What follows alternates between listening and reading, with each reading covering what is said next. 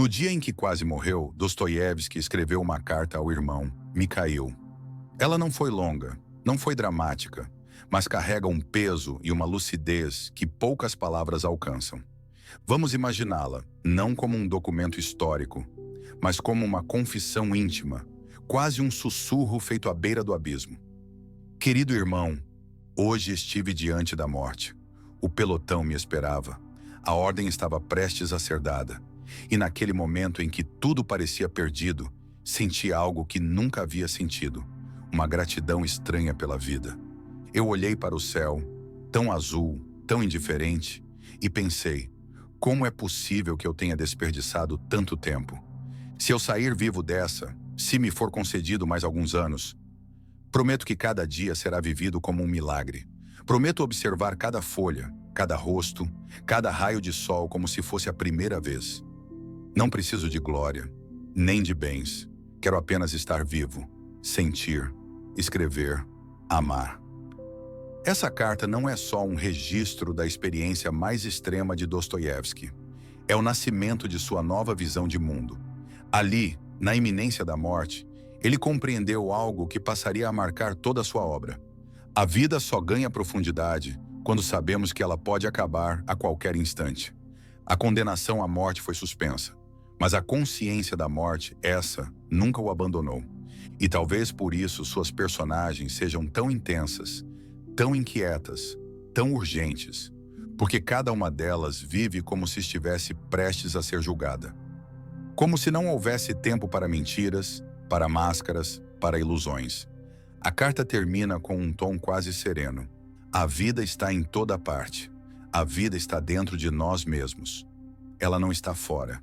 A felicidade em estar com a gente mesmo, mesmo nos momentos mais difíceis. A vida é um presente, uma bênção, mesmo quando tudo parece dizer o contrário.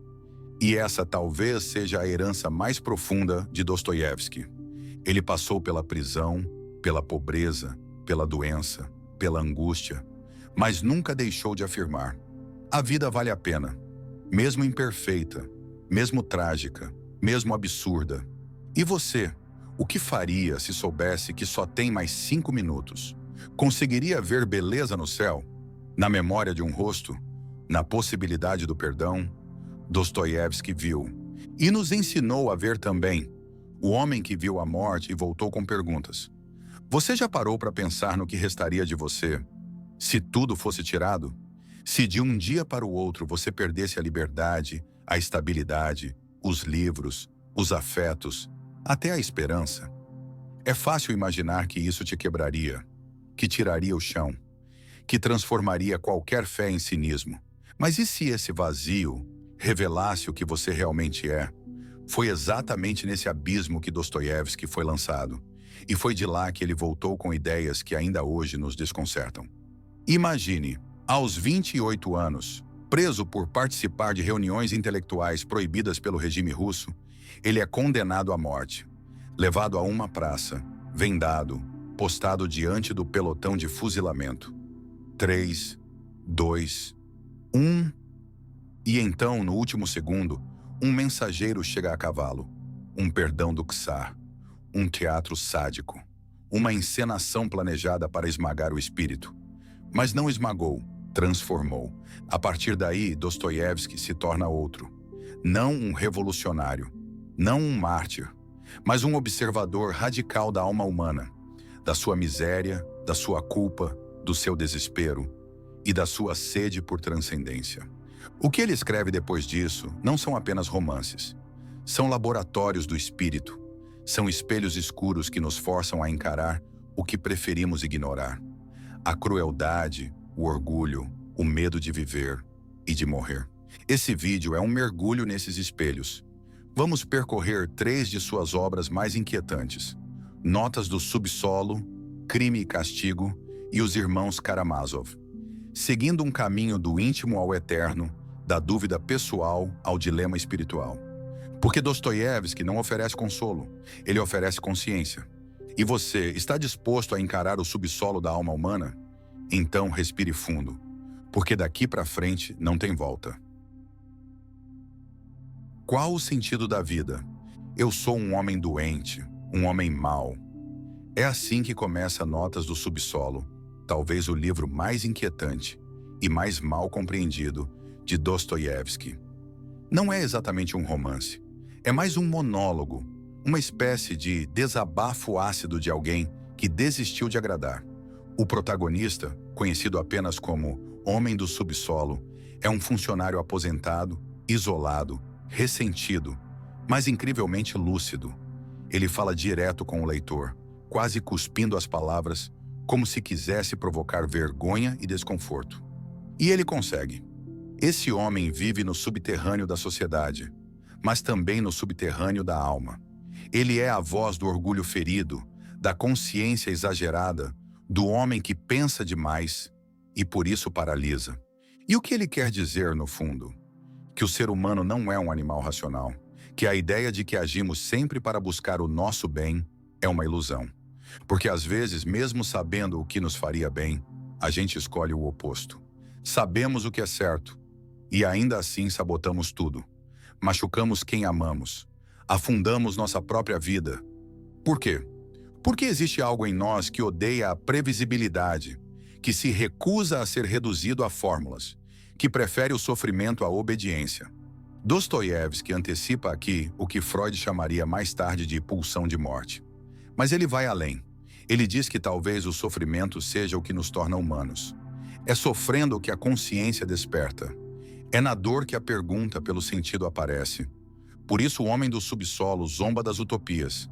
Ele despreza os sonhos de uma sociedade perfeita, racional, funcional, como se o ser humano fosse uma máquina de desejos previsíveis. A matemática não convence o coração, ele parece dizer. Ele ri da ideia de que um dia vamos resolver o problema humano com ciência e progresso, porque no fundo o ser humano quer ser livre, mesmo que isso signifique escolher a própria destruição. E aí está o ponto central. O que é liberdade, se não a capacidade de escolher contra si mesmo? A liberdade verdadeira não é confortável. Ela não garante sentido. Ela nos expõe ao vazio. E nesse vazio surgem perguntas que nenhum sistema responde. Por que continuar vivendo? Para que tudo isso? O que fazer com esse absurdo que é existir? Dostoiévski, através do Homem do Subsolo, não oferece solução, mas desmonta as certezas. Ele não diz qual é o sentido da vida, mas mostra o quão desesperador é viver sem essa resposta. Ele abre o peito humano como quem mostra uma ferida aberta e pergunta: você aguenta olhar? Porque o subsolo não é só um lugar físico, é um estado de espírito. E todos nós, em algum momento, passamos por ele. Qual o limite da liberdade humana? Imagine alguém que acredita ter o direito de matar. Não por ódio, não por impulso, mas por lógica. Esse é Raskolnikov, o protagonista de Crime e Castigo. Um jovem estudante que decide assassinar uma agiota velha e cruel. Seu argumento? Que ela é inútil para o mundo, que sua morte libertaria outras vidas, que alguns seres humanos, como ele, estão acima da moral comum. Um grande homem como Napoleão, Raskolnikov quer testar uma ideia perigosa. E se existissem pessoas autorizadas, por sua superioridade, a ultrapassar o bem e o mal? Mas o que começa como teoria vira tragédia. Ele comete o crime, e aí começa o verdadeiro castigo. Não o castigo da polícia, nem do tribunal, mas o da própria consciência. Porque Dostoiévski sabia o que muitos filósofos modernos ignoraram. Não existe liberdade verdadeira sem responsabilidade moral. Raskolnikov se acreditava um ser excepcional, um desses que podem moldar o mundo com as próprias mãos. Mas ao tirar uma vida, ele não se liberta. Ele se afunda. O crime abre uma fenda em sua alma.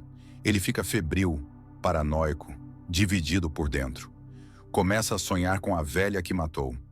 Vê olhares acusadores por todos os lados. A consciência, essa força invisível, se transforma em tortura. E é aqui que o romance brilha. Ele nos obriga a pensar sobre os limites da liberdade humana. Você pode fazer tudo o que quiser. A lei pode até não te pegar. Mas, e a culpa? Dostoiévski parece responder: a liberdade sem consciência não é liberdade. É delírio. Raskolnikov é um retrato do ser humano moderno tentando ser Deus, criando sua própria moral, rejeitando qualquer autoridade acima de si. Mas a realidade o desmonta. A redenção só começa quando ele reconhece a culpa. Quando ele se deixa tocar pela compaixão de Sônia, uma jovem prostituta que, mesmo ferida pela vida, ainda acredita no perdão. Ela o conduz de volta à humanidade. E aqui, Dostoiévski propõe algo quase escandaloso para a mentalidade contemporânea. Não basta entender o erro, é preciso aceitar o sofrimento, não como punição, mas como purificação. O castigo nesse romance não é a prisão, é a dor de ter rompido com algo sagrado. E esse algo, Dostoiévski sugere, não está escrito em códigos de lei, nem em manuais filosóficos. Está gravado no coração. A pergunta que fica é: e se a liberdade total não for o paraíso, mas o inferno? Qual a natureza do bem e do mal? Se você pudesse criar um mundo perfeito, onde todos fossem felizes, mas para isso, uma única criança inocente teria que ser torturada para sempre. Você aceitaria esse mundo? Essa é a pergunta brutal que Ivan Karamazov lança em Os Irmãos Karamazov. E é talvez uma das questões mais difíceis já colocadas na literatura. O romance gira em torno da família Karamazov. 3 irmãos e um pai imoral, corrupto, debochado. Cada filho representa uma dimensão do ser humano. Ivan, o intelectual, ateu, racional. Dmitri, o impulsivo, carnal, apaixonado. Alyosha, o espiritual, bondoso, crente. E é entre Ivan e Alyosha que se trava o verdadeiro embate filosófico do livro. Ivan não nega Deus apenas por lógica. Ele nega por revolta. Ele diz: eu aceito a ideia de Deus, só não aceito o mundo que ele criou. Ele cita casos reais de tortura de crianças, histórias de crueldade que nenhuma razão pode justificar. E então ele diz: mesmo que tudo faça sentido no fim, mesmo que a dor se transforme em luz, eu devolvo o meu bilhete de entrada para esse paraíso. É o grito de um homem moral demais para aceitar o mal. Mas ao negar Deus, Ivan também nega qualquer fundamento objetivo para o bem. E cai num dilema que Dostoiévski resume assim: se Deus não existe, tudo é permitido. Essa frase, muitas vezes mal interpretada, não é uma defesa cega da religião. É uma advertência sobre o vazio que se abre quando nada é sagrado. Porque sem um horizonte transcendente, o que impede o ser humano de ser um monstro racional? No romance, essa dúvida vira realidade quando o pai é assassinado. Dmitri é acusado, mas o verdadeiro responsável é Smerdyakov, o criado bastardo que se inspirou na filosofia cínica de Ivan para cometer o crime. Ivan, ao perceber isso, entra em colapso. Ele não matou ninguém, mas suas ideias mataram. E aí entra Alyosha. Ele não é ingênuo, não é fanático, mas acredita que o bem não é uma teoria, é um gesto, é uma presença. É um amor que se manifesta mesmo nas piores circunstâncias. Alyosha vê Deus no perdão, na humildade, na solidariedade silenciosa. Ele representa aquilo que Dostoiévski parece buscar desde o subsolo. Uma fé que não ignora a dor do mundo, mas que escolhe amá-lo mesmo assim. No fim do livro, Alyosha diz a um grupo de meninos enlutados: amem a vida, amem as pessoas e nunca se esqueçam uns dos outros. É simples, mas depois de tudo que o romance mostrou, da culpa, da dúvida, da escuridão, essa simplicidade soa como um milagre. Os irmãos Karamazov não explicam o mal, mas mostram que é possível não se curvar a ele. A natureza do mal talvez nunca seja totalmente compreensível, mas o bem, mesmo frágil, mesmo silencioso, ainda é possível. E talvez isso já seja o bastante. Se você chegou até aqui, parabéns. Não por ter assistido a mais um vídeo, mas por ter aceitado caminhar por territórios que poucos se atrevem a explorar. Falar de Dostoiévski não é só falar de literatura. É entrar num labirinto de espelhos. É encarar o desconforto. É ouvir vozes internas que a rotina tenta calar. A cada obra, ele nos lembra que viver não é simples, que pensar dói, que sentir machuca, mas também que mesmo cercados de caos, ainda podemos fazer escolhas. Escolher a compaixão, escolher a verdade, Escolher não fugir de nós mesmos. Se esse conteúdo te provocou, te incomodou ou te fez pensar, então ele cumpriu seu papel. E se você quiser que mais pessoas entrem nesse tipo de reflexão, compartilhe, curta, comente. Mas mais do que isso, leve essas ideias para fora da tela. Aplique-as na sua vida, porque o mundo de hoje está cheio de distrações, de respostas fáceis, de vozes que só reforçam o que já pensamos. Dostoiévski faz o contrário. Ele nos obriga a duvidar, e no meio da dúvida, talvez, encontrar alguma verdade. Obrigado por ter nos acompanhado até aqui.